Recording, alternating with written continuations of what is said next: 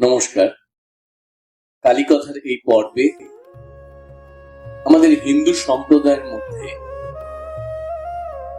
শাক্ত ও বৈষ্ণব এই দুই মতের ইষ্ট দেবতা যে এক এবং অভিন্ন সেই নিয়ে একটি ছোট্ট গল্প আছে, সেটি আমি আপনাদের শোনাবো।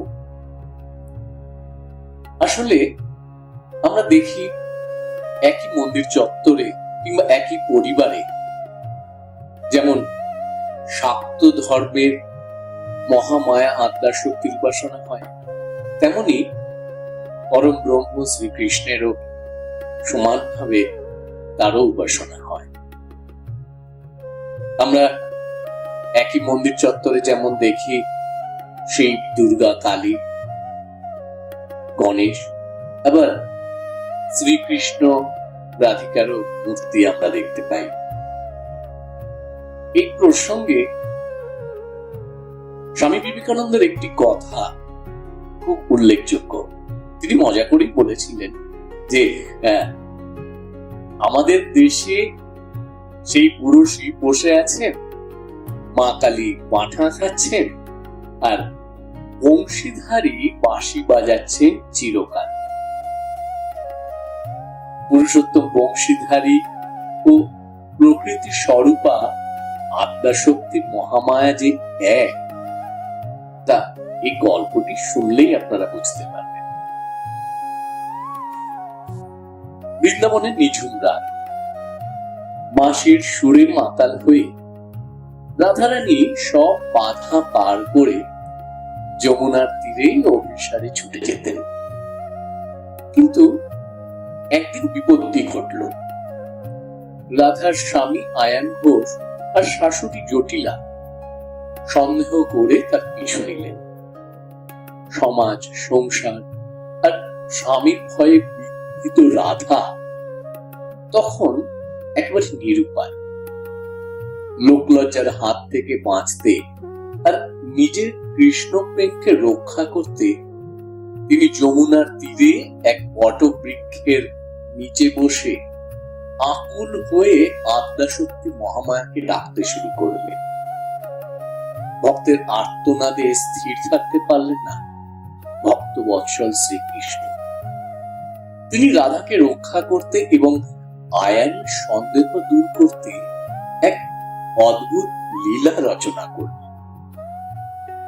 আয়ান যখন সেখানে পৌঁছলেন, তিনি দেখলেন রাধারানী কোনো যুবকের সাথে নয়, বরং এক পরমেশ্বরী দেবীর পুজো করছেন। আয়ানের চোখের সামনে ভেসে উঠল এক চতুর্ভুজা দেবী মূর্তি, যার গায়ের রং অমাবস্যার রাতের মতো কৃষ্ণবর্ণ। তার মাথায় শোভা পাচ্ছে রত্ন খচিত চূড়া মুকুট। দেবী যৌবনে ডগমগ, যেন অনন্ত শক্তির আধার। তার ডান দিকের দুই হাতে ধরা পাঞ্চজন্য শঙ্খ আর খড়পড়। খড়পড় মানে মাথার খুলি দিয়ে তৈরি একটি পাত্র। আর বাম দিকের দুই হাতে দীপ্ত খড়গ ও সুদর্শন চক্র। দেবীর গলায় দুলছে মুন্ডমালা আর বনমালা। হাত ও বাহুতে শোভা পাচ্ছে আর ও কেউর। নানা রকম অলঙ্কারে ভূষিতা সেই দেবী যেন স্বয়ং ব্রহ্মস্বরূপা, সনাতনী শক্তি। সেই দেবী মূর্তির পাদদেশে বসে আছেন রাধারানী ভক্তি করে, তার পুজো করে যাচ্ছে। রাধার অন্যান্য গোপী সখীরাও দেবীর আরাধনায় মগ্ন। আয়ান ঘোষ দেবীর এই রুদ্র অথচ শান্ত রূপ দেখে ভয়ে থমকে গেলেন। তার সব সন্দেহ দূর হল।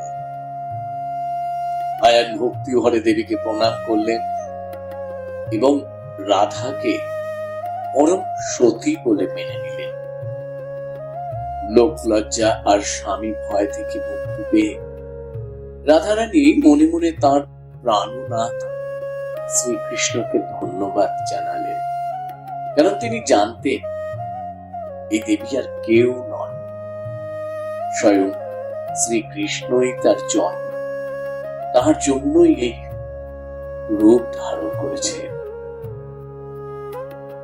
এই দেবী কেবল রাধাকে রক্ষা করেননি,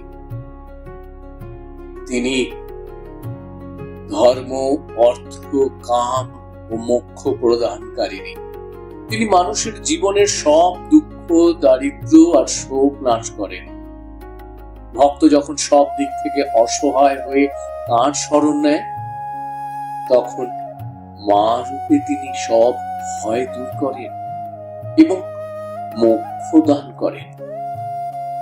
বৃন্দাবনের এই লীলা আমাদের শিখিয়ে যায় যে সত্যিকারের প্রেম আর ভক্তি থাকলে ভগবান নিজেই সব বাধা দূর করেন এবং ভক্তকে রক্ষা করেন, তা সে যে রূপেই হোক না কেন।